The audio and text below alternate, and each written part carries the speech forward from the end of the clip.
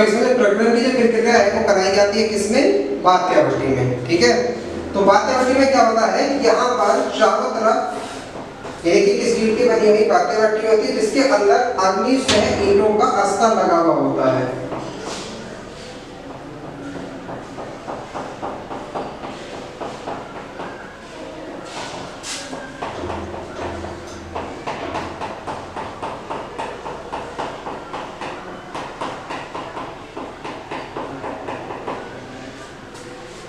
तो यहाँ पर क्या है, अग्नि से ईंटों का यहाँ पर अस्तर लगा जाता है चारों तरफ, जिससे क्या ये सहन कर सके, क्योंकि इसके अंदर का जो टेम्परेचर होता है वो बहुत अधिक होता है, यानी कि लगभग 1600 डिग्री सेंटीग्रेड इसका टेम्परेचर होता है।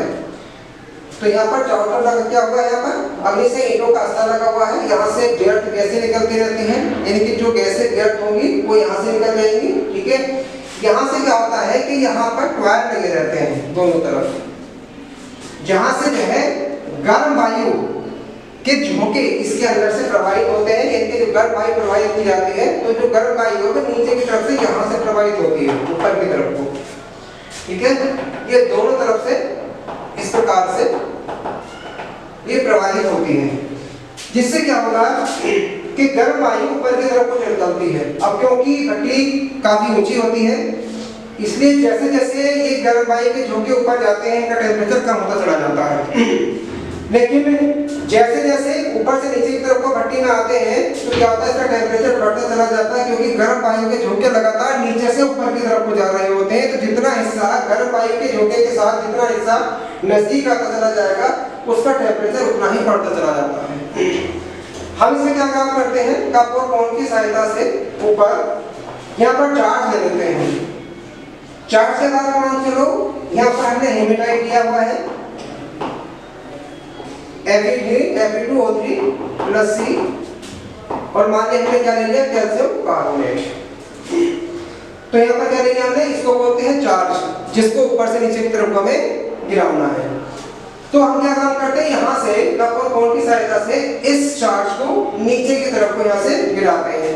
अब ये चार्ज तो आ रहा है ऊपर से नीचे की तरफ को, और गर्म वायु के झोंके जो है वो कहाँ से जा रहे हैं, नीचे से ऊपर की तरफ को।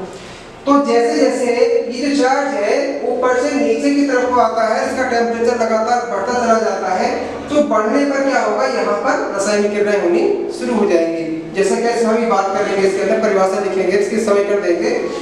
तो ऊपर से नीचे की तरफ को चलेंगे तो इससे क्या होगा कि यहाँ पर लगातार ये जो मतलब एस था, ठीक है, तो ये जैसे जैसे नीचे बढ़ेगा इसके अंदर जो गंदी अशुद्धियां होंगी उनके साथ भी क्या काम करेगा, कैल्शियम कार्बोनेट इससे विक्रिया करने के बाद ये भी क्या बना लेगा, गंदे धातु बन।